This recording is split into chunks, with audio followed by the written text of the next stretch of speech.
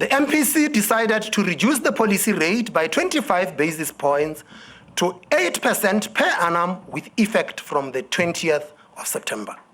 A welcome announcement anticipated by many.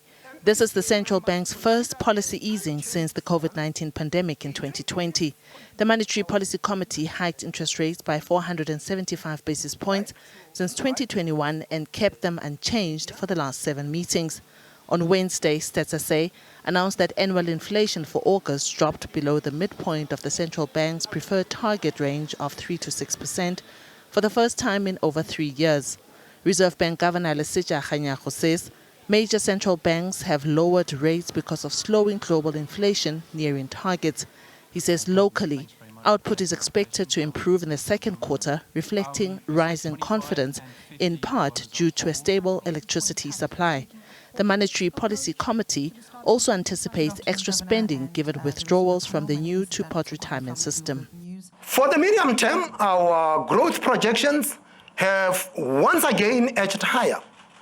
The upgraded forecast is premised on better functioning network industries, especially electricity, alongside broader reform momentum.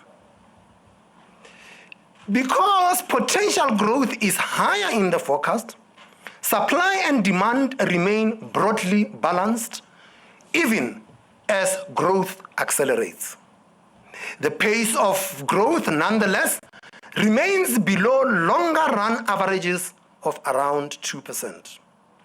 In the past year, spoken about the fact that growth is a thought when they sit down and look at inflation forecasts, but their primary mandate again is around inflation. The lack of investment is a real thing. I think currently at the moment we have seen a bit of pickup and expectations to actually have that improve on the back of some of the things that are happening from a political front. This latest announcement comes at a time when consumers and households need some breathing room. An example of this is that the repayment of a 1 million rand bond on a 20-year term was previously 10,837, and now the same bondholder for the same term will be paying 10,664, saving 173.